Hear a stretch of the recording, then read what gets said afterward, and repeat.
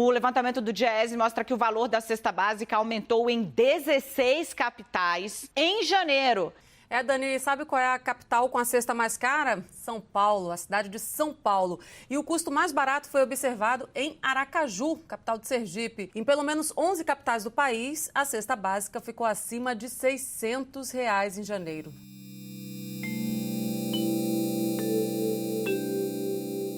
Se você fez mercado nos últimos meses, deve ter notado que o carrinho de compras se esvaziou, assim como o bolso do trabalhador brasileiro. Segundo o levantamento do Diese, em 12 meses o preço da cesta básica subiu em todas as capitais, fazendo o trabalhador que recebe um salário mínimo gastar até 70% do seu salário somente na alimentação básica. Enquanto isso, em 2021, o Brasil produziu alimento suficiente para alimentar cerca de 1,6 bilhão de pessoas. No mesmo ano, o país voltou ao mapa da fome. Eu sou a Ana Caroline. E eu sou Liliane Domingos. E esse é o Biosintase, o podcast que traduz a biologia para fora dos muros da universidade. No episódio de hoje, exploramos a problemática da distribuição de alimentos no país e buscamos responder, afinal de contas, quem alimenta o Brasil? Para isso, a nossa entrevistada nesse episódio é a professora Débora Yara Alves Cursino dos Santos, professora associada do Departamento de Botânica do Instituto de Biociências da USP e docente da disciplina Recursos Econômicos Vegetais. Professora, muito obrigada por aceitar o convite. Gostaríamos de iniciar nossa conversa com uma breve apresentação sobre você e o seu trabalho.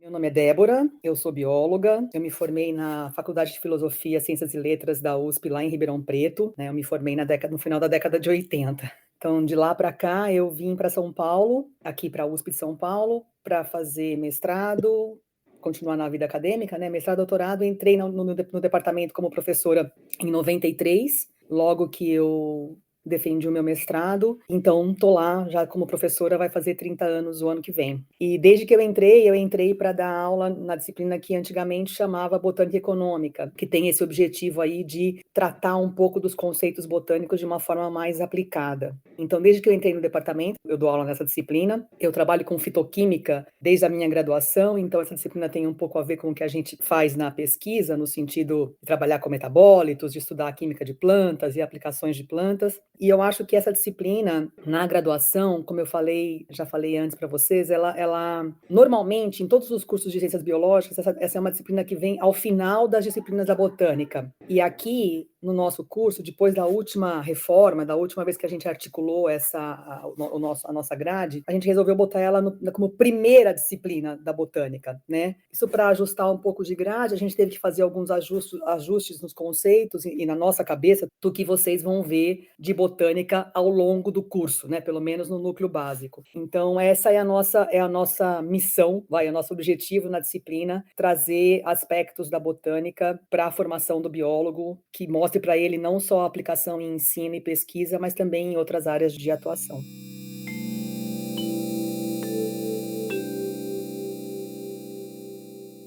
Débora, entrando no nosso tema, de acordo com o Centro Avançados em Economia Aplicada da Exalc e USP, em 2021, o agronegócio teve participação de 27,5% no PIB brasileiro. Dessa forma, quem alimenta o Brasil? Qual é o cenário agro do que chega no nosso prato? O agronegócio, gente, a gente não pode negar que seja extremamente importante para o nosso país pelo próprio número que vocês trouxeram. Mais de 25% do nosso PIB vem daí. Então, o nosso país, que tem tradicionalmente uma economia agrícola, ele depende muito, né, desse setor do agronegócio. Agora, é claro que todos esses superávites que a gente tem de grãos todo ano, né, um recorde atrás do outro de coleta de grãos, não é esse grão que vem parar na nossa mesa, né? Se o fosse, a gente não podia ter um cenário de fome se agravando no país como a gente tem. Então, é claro que esses produtos vêm parar na nossa mesa, principalmente numa forma de produtos, né? Não no grão, efetivamente. Então, se a gente pensar que de forma indireta isso venha, ok, né? Isso vem parar na nossa mesa, ou na forma de carne, ou na forma de outros produtos. Mas o arroz e feijão mesmo, né? O legume, vem dos produtores ligados à agricultura familiar. Esses caras é que são responsáveis por botar mais de 70% do alimento na nossa mesa diária, né, no dia a dia, no feijão com arroz, como eu disse. Então, assim, o que mais eu penso nesse sentido é que, sim, esse setor é extremamente importante para a nossa economia, mas O que está errado, na minha opinião, é que os pequenos produtores não têm as mesmas oportunidades que têm os grandes latifundiários. Então, não estou falando de mesmo dinheiro, no sentido de mesmo montante de financiamento. É claro, as necessidades são diferentes, mas as mesmas chances, né, as mesmas vias, as mesmas seguranças com as suas produções para que eles possam continuar trabalhando e, sim, atendendo a população de uma forma geral, né? Então, na minha opinião, esse que é o nosso grande entrave aí no meio do caminho, né? Nossa grande injustiça, será que a gente pode dizer assim, entre os grandes latifundiários e os pequenos produtores. Dados da FAO, que é a Organização das Nações Unidas para a Alimentação e Agricultura, indicam que em 2021 o Brasil voltou para o mapa da fome, mesmo com grandes índices de produção e exportação de alimentos por parte dos grandes latifundiários. Nesse sentido, qual é o caminho para uma produção e distribuição de alimentos mais democrática no Brasil? A gente voltou, sim, para o mapa da fome, né? O que é inimaginável, né? Exatamente pela resposta que eu dei agora há pouco, pensando que a gente é um país de tradição agricultural. Então, da mesma forma que eu acho que o que falta para os pequenos produtores, em termos de produção, são oportunidades, eu acho a mesma coisa em termos de distribuição. Eu acho que o grande problema do nosso país é a grande diferença social que a gente tem entre as diversas pessoas que aqui habitam. Então, a gente tem gente comendo mal por excesso de comida e de comida de má qualidade, e tem gente passando mal porque não tem acesso à comida. Então, esse quadro da fome, ele é muito cruel, né? Porque, na verdade, a gente não tem as mesmas oportunidades de ter acesso à comida, né? Então, esse é o nosso maior problema. E para que isso tenha uma distribuição mais democrática e mais justa, eu não consigo pensar nisso de uma forma diferente do que a gente falou para a questão anterior, né? A gente tem que pensar que esse dinheiro que move a agricultura, ele precisa mover a economia das pessoas para que elas possam comprar comida. Parece óbvio, mas assim, enquanto as pessoas não tiverem as mesmas oportunidades e chances de ter os seus salários para a obtenção da comida, essa distribuição nunca vai ser democrática. Quer dizer, não é uma questão de lá na frente você não poder comprar comida, é uma questão estrutural, você não pode nem pensar em ter acesso às mesmas comidas, porque isso não existe para você. Então, de uma maneira geral, eu acho que o único caminho que a gente tem é fazer com que essa diferença social, ela diminua. Eu não estou dizendo que eu sou contrária aos ricos, acho que todo mundo tem que ter o mesmo dinheiro. Eu não sou comunista, né, por filosofia, mas eu acho que todo mundo tem que ter direito a ter acesso às mesmas chances. E aí cada um de nós opta pela vida que quer levar, né, e pela vida que ela for se abrindo à nossa frente. Mas as nossas chances iniciais precisam ser iguais, para que a gente realmente tenha opção e não que a gente viva com a única opção que nos resta. Então, pensando aqui em alimentação, eu acho que a gente só sai do quadro da fome de novo se a gente realmente pensar numa distribuição de renda e de chances iguais para todo mundo.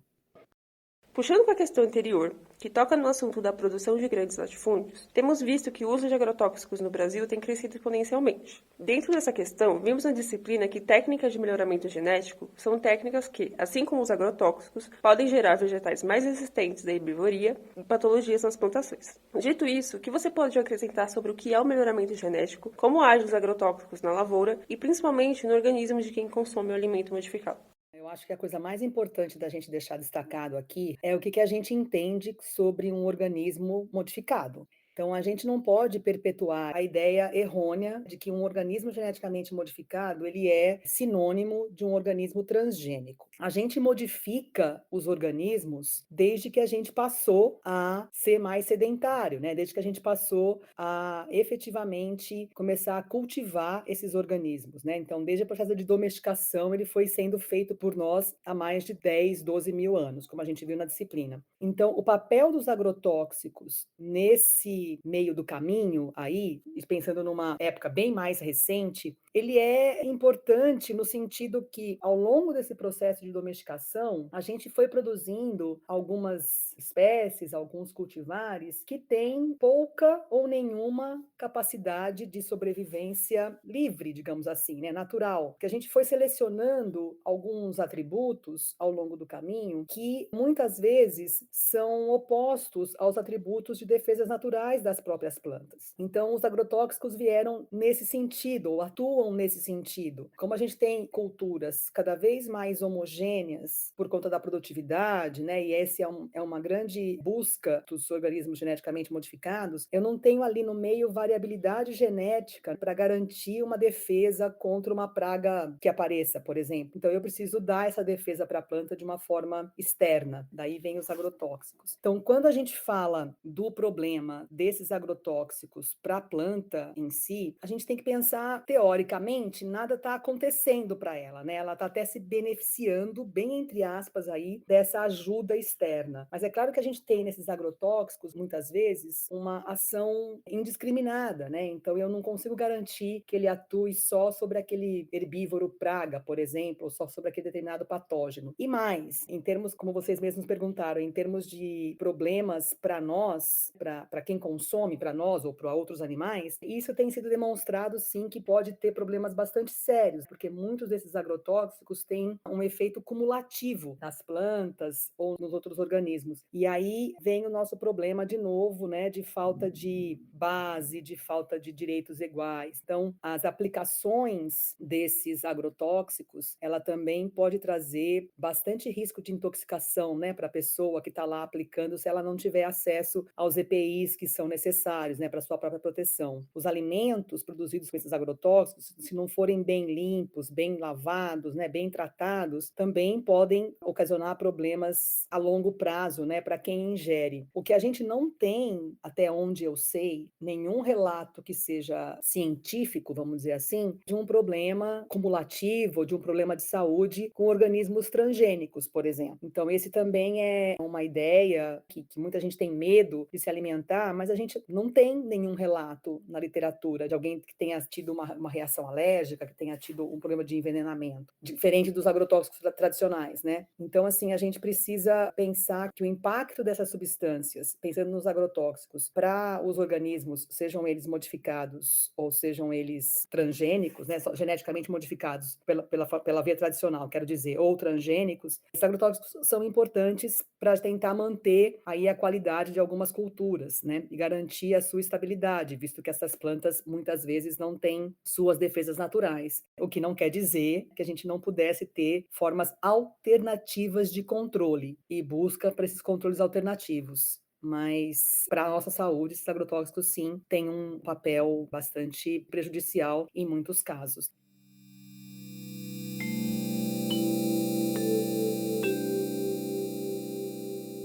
Bom, professora, muito obrigada pela sua participação. Com certeza foi muito enriquecedor. Esse foi o Biosintase, o podcast que traduz a biologia para fora dos muros da universidade. Esse programa é idealizado por alunos do Instituto de Biociências da Universidade de São Paulo. O roteiro é de Liliane Domingos, Ana Caroline Costa e Bianca Caroline. A edição de Gabriel Lins.